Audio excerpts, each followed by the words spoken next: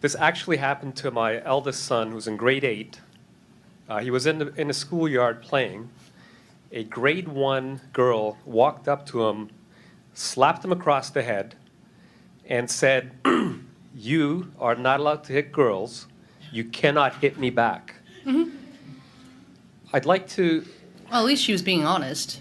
You know, and an adult woman who would do that would probably find a way to turn herself into the victim.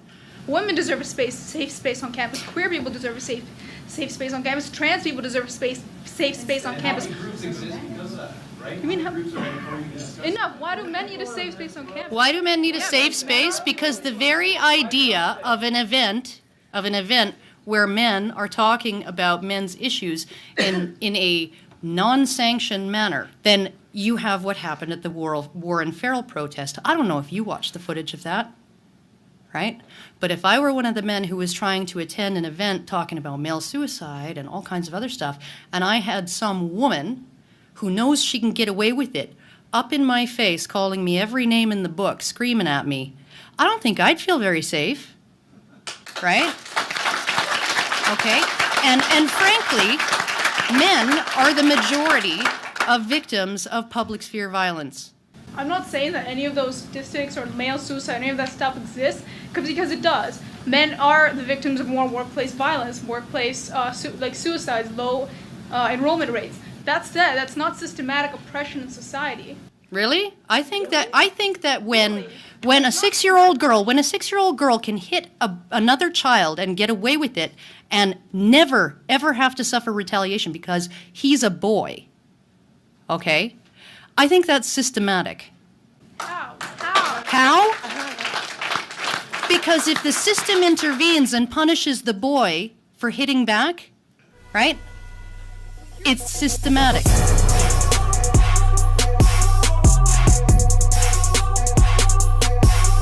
I think that that if we want young people to speak out and to feel comfortable expressing themselves, then what we need to do is make the internet a place where they can do so. That means bringing in sensible laws and training the police to deal with these kind of things. With this, we need straightforward training on when to act and when not to act, to make sure that the worst things, the rape and the death threats, the horrific harassment and abuse is dealt with. And I think that when we see a few high-profile individuals, perhaps including some in this studio, locked up, it'll be time for other people to back off. Okay, and I very much look forward to that day. People can be made to feel victimised and very nervous and scared of the internet, whether that be men or women. But actually, I want to pull, and it's both kind of very pathetic view of how people deal with insults and words, because really most people, especially on Twitter, I'm talking about when they receive this kind of rape and death. Rape and death threats are bad, but when they receive this kind of rubbish on Twitter, they block or they ignore. And I really want to pick up on this idea that women, please, Kate, let us. It's very telling. That's kind of, this is what happens. Middle-class women decide that they want to take on the plight of women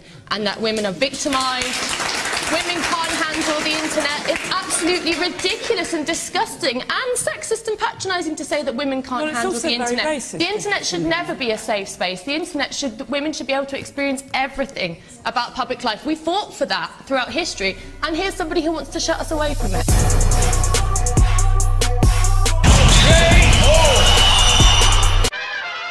You just yelled out that all of us were racist. And then you asked a question. And the question was?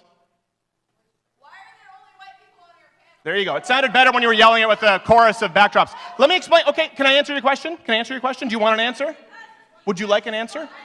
Here's what's... No, you don't know the answer, sweetheart. Let me answer it for you. Listen, you have... Right here on this panel, you have a gay British Trump supporter, okay? You have a lifelong registered Democrat, open feminist, who's not a third-wave feminist, and you have a French-Canadian Christian conservative. So you may ask, why is there only white people? Because the only diversity you don't care about is that of intellectual diversity. Right! Yes! Please be seated. One second. Please be seated. Thank you very much. I appreciate the applause.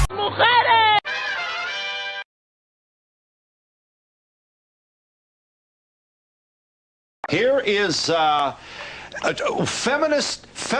feminazi trading cards. You don't have these. We're thinking about it. Here it is from Russia's Listen to this, folks. radio This is, program. This Just is a brief great. audio tape. Tremendous stuff. What? Listen. I'll give you 2 glorious items for Anita Hill. Trading cards have always been for males only. It's just not fair. It's not right. Damn, I spilled nail polish on my Betty Friedan. Well, EIB is proud to introduce Feminazi trading cards for you to save, to collect, to trade. Feminazi cards are designed with the woman in mind. On the front, an action shot of a leading feminist burning a bra, dominating a TV show, picketing an all-men's club, protesting a Rush Limbaugh concert, charging into a men's locker room, denouncing Ronald Reagan. I did anything for Pat Schroeder. On the back, all the vital statistics. Bustline, waist, hips, the documented age, the number of abortions, and where applicable, the alimony payments and divorce settlement. Oh, no, they could have. And our wholly owned subsidiary, which will market them, is Ms. Carriage Incorporated. Who's that Pokemon?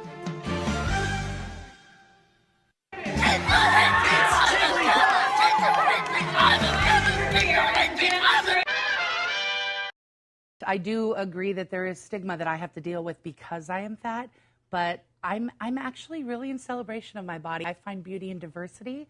I think we come in all shapes and sizes. You must overeat. You must have an eating disorder. I know that not to be the case. I know you can have a healthy relationship. Now, Mimi, you say this is misleading. Go have at it a little bit.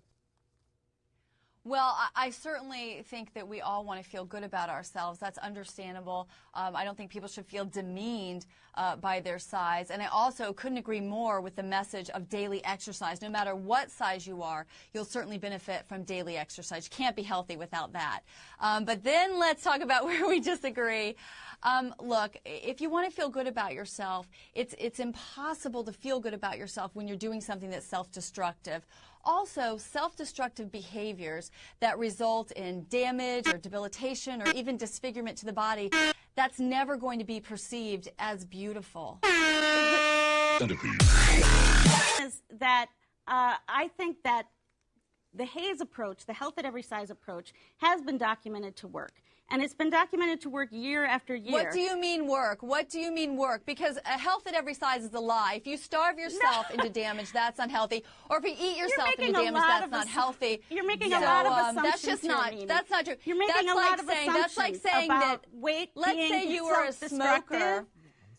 Let's say you're a smoker and have black lungs, and you try to say that's healthy because you don't have cancer yet.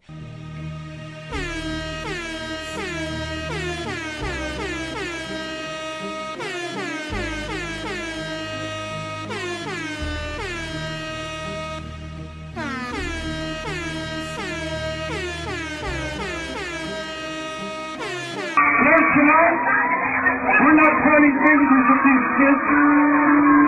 We say, Lord, we're the men. We drop the girls. Because we pray for... Assume that you're a cisgender straight woman because you obviously that you probably haven't ever been raped. Either. I actually identify as an attack helicopter, so it's really offensive. Hold up. Hey, for my niggas who be thinking we soft, we don't play. We gon' rock it till the wheels fall off. You're actually the only woman who's actually featured. Because guess what? It's a bunch of dudes. And I do not appreciate that. Did you just call me a woman? I'm legally a man.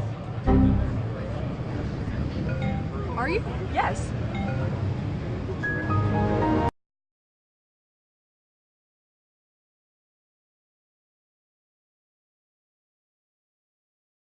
Sorry guys, there's only two genders, female and male. This is extremely controversial to say. Science and facts, extremely controversial. Oh!